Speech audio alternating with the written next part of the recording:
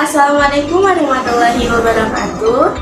Perkenalkan, nama saya Yit Wurianti, mahasiswi Horizon University Indonesia, Fakultas Ilmu Kesehatan, Program Studi Sarjana Keperawatan.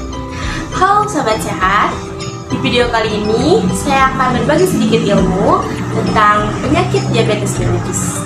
Diabetes mellitus merupakan salah satu penyakit kronis penyebab kematian tertinggi di Indonesia. Menurut dari data Institute for Health Metrics and Evaluation, bahwa diabetes mellitus merupakan penyebab kematian tertinggi ketiga di Indonesia pada tahun 2019, yaitu tercatat 57,42 kematian per 100.000 penduduk. Wah, sangat besar sekali bukan? Kematian yang disebabkan oleh penyakit diabetes mellitus di Indonesia. Oleh sebab itu, saya akan mengajak sahabat sehat semuanya untuk mengenali penyakit diabetes mellitus. Maka dari itu, ayo kenali penyakit diabetes mellitus dari sekarang.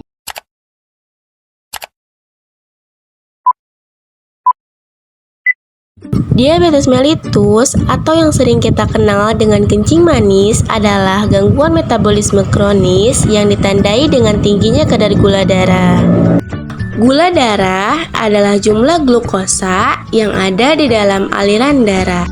Glukosa diperoleh dari makanan yang kita konsumsi sehari-hari dan akan diubah oleh insulin untuk menjadi sumber utama energi sel-sel dalam tubuh. Hormon insulin ini dihasilkan oleh salah satu kelenjar, yaitu kelenjar pankreas. Pada penderita diabetes mellitus, insulin yang seharusnya cukup diproduksi oleh pankreas ternyata kurang, sehingga banyak glukosa yang tidak bisa masuk ke dalam sel dan terjebak di dalam darah, sehingga kadar gula darah meningkat melebihi batas normal. Diabetes mellitus memiliki 3 gejala utama atau yang sering disebut dengan trias gejala diabetes.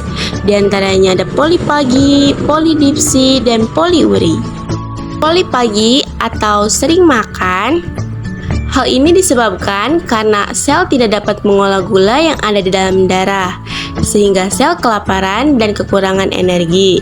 Maka, sistem otak akan menanggapi masalah tersebut dengan sensasi lapar yang terus-menerus, sampai sel mendapatkan cukup energi, dan akibatnya gula dalam darah akan terus meningkat tanpa bisa diolah. Inilah kenapa orang penderita diabetes banyak makan tetapi berat badan menurun.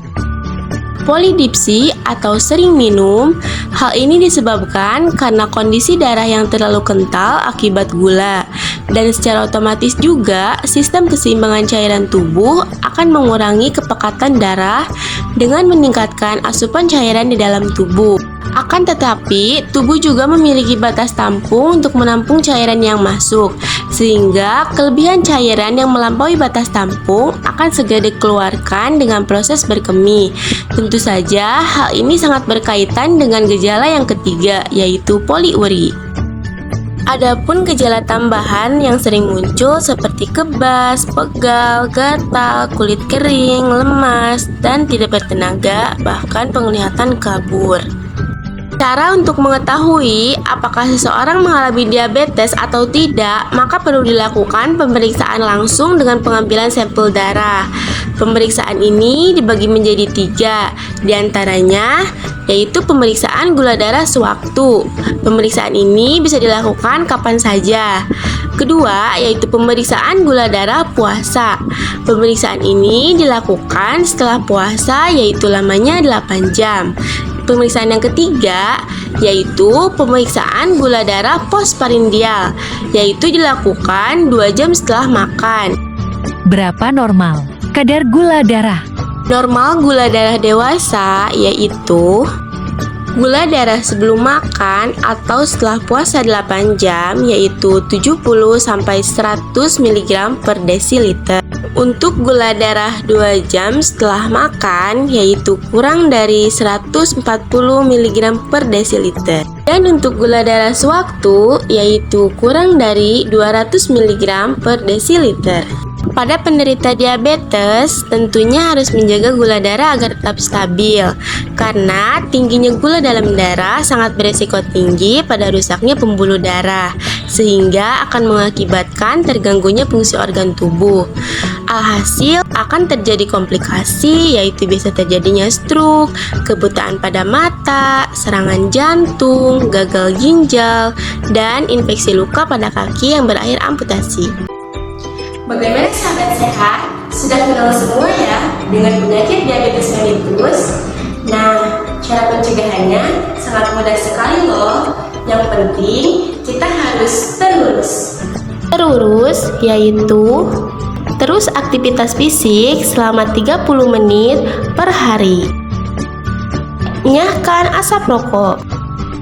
Rajin makan makanan sehat yang mengandung gizi seimbang. Upayakan atur konsumsi gula, garam, dan lemak per hari, yaitu 4 sendok makan gula, 1 sendok teh garam, dan 5 sendok makan lemak.